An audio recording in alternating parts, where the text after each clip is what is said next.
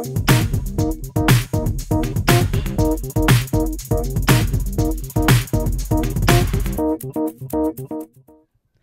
back, Falcons, to another episode of Squawk on the Block. I'm Rose. And I'm Andrew. We have a lot coming up this episode. Joey Bency shares some thrifty tips.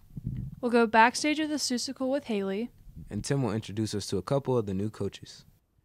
Wow, we have a bunch of cool stuff this episode. Why do you say it like that? I have a bunch of reasons. Why do you keep saying it like that? I just have a bunch of jokes. All right, whatever. Here's our version of the Brady Bunch. Oh.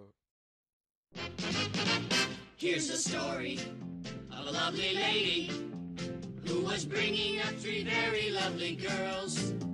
All of them had hair of gold, like their mother, the youngest one in curls. It's a story of a man named Brady who was busy with three boys of his own. They were four men living all together, yet they were all alone. Till the one day when the lady met this fellow, and they knew that it was much more than a hunch, that this group must somehow form a family. That's the way we all became the Brady Bunch. The Brady Bunch. The Brady Bunch. That's the way we became the Brady Bunch. These intros are a great way to show off our students' creativity. Now that the weather's heating up, I need to find some new clothes. Me too, but they're so expensive. Lucky for us, our own Joey Benzy is here to show us where you can get expensive clothes for cheap. Why pay for those high prices on the name brand clothes we like so much? Instead, pay a visit to the thrift shop. At Uptown Cheesecake in Pineville, they have all their popular brands for less than the store brand price. We sell some of the best styles and brands for a fraction of what you would normally pay for it at a store. Shopping at a thrift can be a lot of work. Here's some tips to help you out. Tip 1. Dress to undress. Wear clothes that are easy to take off so you can try on other clothes. Tip 2. Search for off-season clothes. Chances are you will find them for cheaper. And last, always try on your clothes, because after all, it is a thrift shop.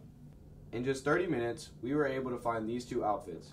I got a jacket, a shirt, and a pair of jeans. For Phoebe, we got a shirt and a flannel. The total for these two outfits were $54.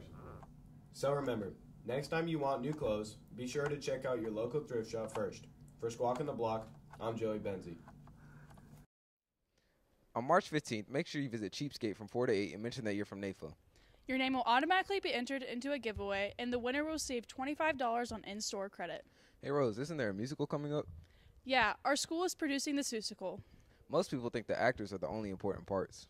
However, the show wouldn't go on without the people backstage. Our own Haley Fletcher pulls back the curtain. What would a Seuss story be without Cat in the Hat, Horton the Elephant, or even the Grinch? Seussical the Musical is a tale of the power of imagination and friendship. Seussical the Musical is a story told through the eyes of the Cat in the Hat about Horton, an elephant, who is trying to save his new friends from Who on a clover, and he deals with getting made fun of and ridiculed by the other jungle animals until he eventually is able to communicate to them that there are little people living on this clover.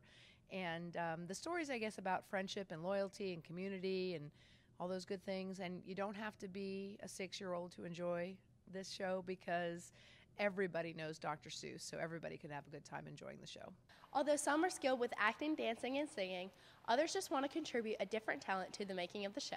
So in order to create this Dr. Seuss world, I'm very dependent on the tech crew and the kids that work on tech crew to make the truffle trees or make the clover or make the piano or make, all these Seussified animals and that kind of stuff. So having the crew there to be able to build the 300 clover that we need or the 50 truffle trees that we need is essential. Seussical, unlike a lot of our other shows, is much larger as far as tech stuff. As far as paint crew goes, we have to go back to the old stories that Dr. Seuss made and take his design ideas and realize we have to create this giant world. In the end, it's the persistent teamwork of the people on stage and off the stage that create one amazing show.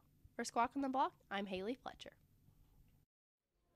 Seussical the Musical runs from March 15th through the 18th. Tickets are $8 for students and $10 for adults. Saturday the 17th, tickets will be sold for $5 to students.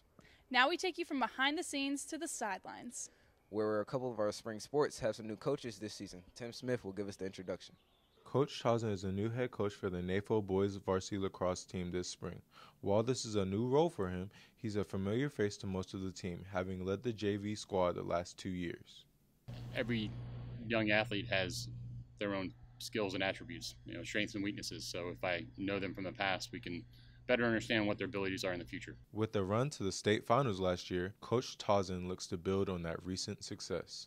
We were very successful in the playoffs. However, in the regular season, I believe we were 6-8. So I hope to be more successful in the regular season, better preparing us to get into some high-quality games in the playoffs. Varsity boys lacrosse isn't the only team with a new head coach this season. Varsity girls soccer has a new face on their sideline too. Aaron Weldon is the new head coach for the girls varsity soccer team. While he's originally from Nottingham, England, he's no stranger to the soccer landscape in this area, having been a coach with the Discovery Soccer Club since 2015. I think being a part of the soccer community in the area for the past 3 years has helped me understand more of the players that are in the county, in the area, and it's helped well develop a good relationship with the girls. Coach Weldon is looking to develop and build the girls soccer program here at NAFO by creating a professional atmosphere. We want to make sure the girls have a professional attitude at all times. Want to make sure that they take themselves and they take the program seriously. The life lessons, I think, is the most important thing we take away from this. Obviously, we're trying to create good teams and good players, but I think it's also important that we really focus on what happens after soccer. There is so much talent on the NAFO sideline this upcoming sports season. With the new available coaches and hard work, we are destined for success. For Squawk on the Block, I'm Tim Smith. Wow, those new coaches look great. I can already tell we're going to have amazing spring sports. Man, I'm really craving a burger. Lucky for you, we have a new segment called 3 on Me, where Will and Seth will find the best burger in town. Let's throw it over to them for more. Burgers have been a staple of the teenage American diet for over 70 years. There are over 50,000 burger joints located across the U.S. And we're going to be visiting 3 of them right here in Fort Mill and rating their featured burgers. First stop, Smash Burger. The classic Smash has American cheese, ketchup, lettuce, tomato, pickles, onion, and of course, Smash sauce. Classic egg bar. It's just the perfect the burger. It's not overcooked, it's not undercooked, it's cooked perfectly. Next stop, Peach Stand. The famous Fort Mill burger has fresh ground steak, cheese, lettuce, tomato, chili, onions, mayonnaise, ketchup, and mustard. Oh, the chili is what does it. Absolutely.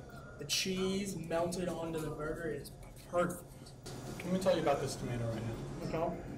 This tomato is the most superb tomato I've ever had in my life. Last stop, Black Cow. The Caballero burger has lettuce, tomato, applewood smoked bacon, cheddar cheese, guacamole, onion strings, and chipotle mayo. It's like the 4th of July. Dude, you get that nice little bit from the avocado. I don't think we picked a bad burger joint at all. Any 3 of these. I think all 3 of these are top-notch. Exactly. For final ratings, we give Smash Burger 4.5 forks out of 5. The famous Fort Mill burger, 4 forks. And the Caballero burger, 4 forks. Making Smash Burger the best choice. For Squawk on the Block, I'm Seth Younglove. And I'm Will Horde. This has been 3 on Me.